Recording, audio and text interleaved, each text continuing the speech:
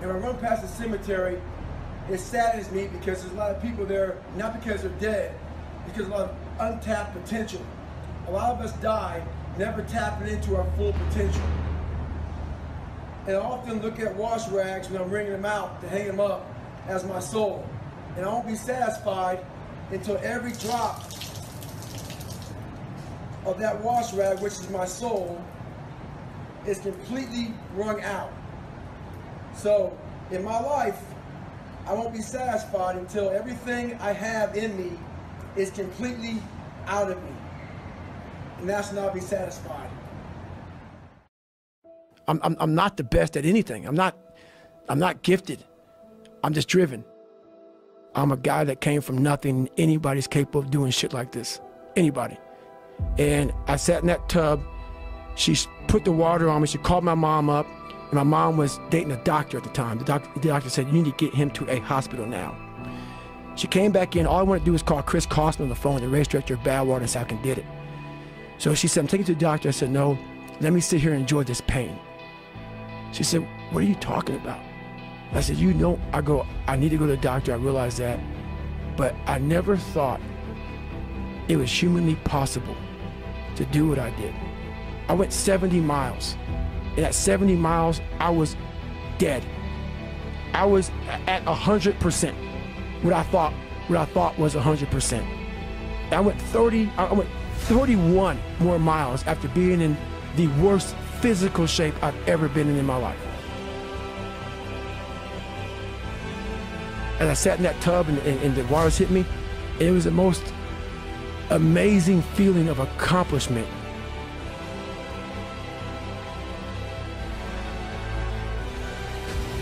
I did this.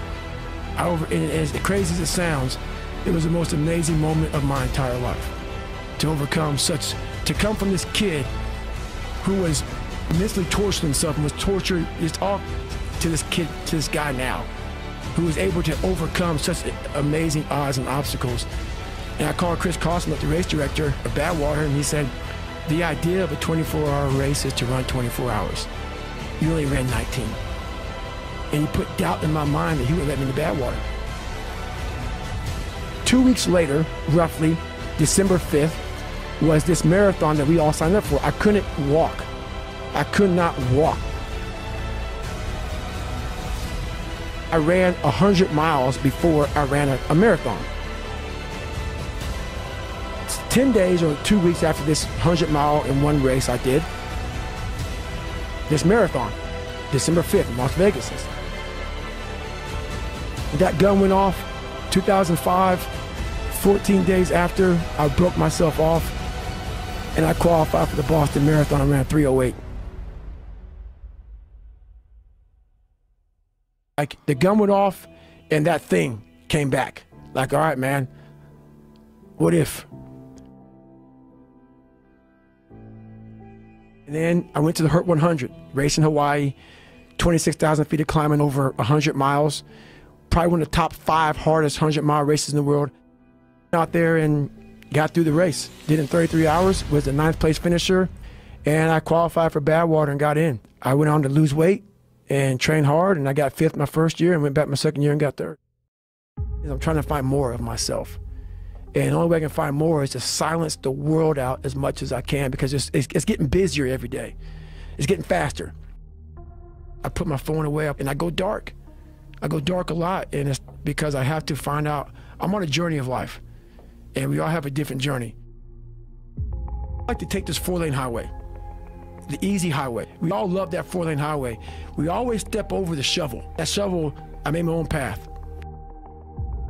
But going through this path of life, this journey over here that you make yourself, that's incredibly difficult, and we're afraid.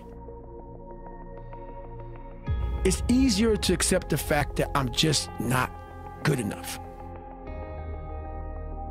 You have to go into those dark chambers that we often shut off, and you got to open them up. There's not some easy, lit-up, street-like path with nice, smooth roads. That's right. Fail, and you're going to be in your head. You're going to be saying, I'm not good enough. And it's how you get through that. It's how you get through that on a daily basis when that thing is saying, man, I'm 43, I've done so much. You start to become civilized. The refrigerator gets full. You start making money and you start, I'm not getting cold anymore, I'm retired. At 40, people shouldn't be playing basketball or football. Or at 43, I'm still putting 100-mile weeks, still doing thousands of pull-ups, thousands of push-ups, because I'm not allowing myself to become civilized. The worst thing that can happen to a man is become civilized. You want to be uncommon amongst uncommon people, period. You start putting yourself in situations that suck, you'll find yourself. I'm big on being with yourself. I want to be forever proud of who I was as a man and change who I used to be. The liar, the insecure guy, the guy who can, whatever. I want to be proud. If I die now, if I die at 80, if I die at 90, 100, I want to look at myself and say, I'm proud of myself. I believe in patience. I'm a patient dude. I can watch a piece of grass grow for 20 years because I know that it's just how you get somewhere in life. By being that monk-like mentality, being able to watch something grow very calmly, patiently. I can't go any faster. We do that to our brain. We put a governor on our brain. The second we feel pain, discomfort, suffering, all those words that we hate to say because we're in this happy, peaceful world we live in now, we stop. We slow down. And if you can get through these different barriers and gain 5%, 2%, 3%, that 40% becomes 60. That 60% becomes 70, 80, and 90. And then you'll hopefully one day near 100. That dreamer mentality just would always fuel me. It would just fuel me, man, what if I can be a SEAL, man? Now I run 205 miles.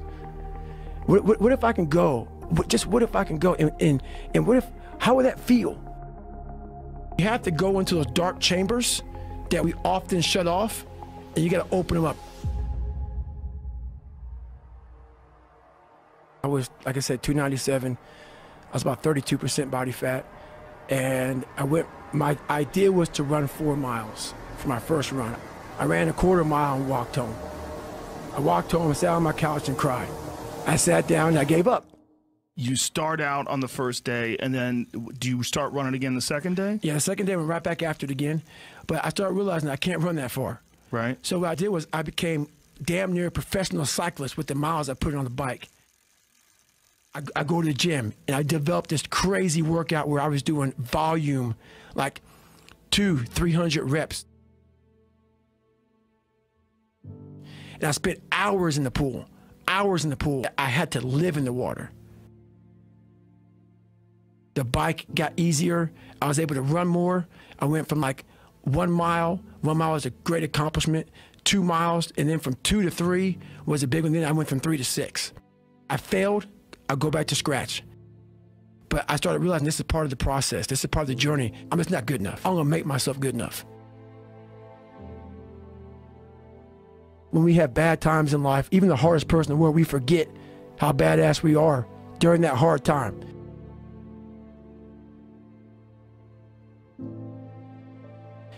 I have a thing where I take a couple seconds to reflect on, hang on, man, you've been through this, you've been through that, you overcame this, overcame that. I don't ever close my mind to the fact that this can be done.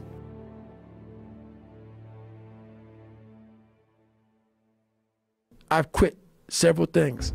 I know what's on the back end of quitting. I wanted to be a man that detests mediocrity. I started callousing my mind at this point in my life. I lost the weight and I went back to recruiter. I got into that class. I went through 3 Navy SEAL Hell Weeks in 1 year. Only guy to ever be in 3 Hell Weeks in 1 year, to my knowledge. The first one I didn't make it through, the next 2 I did.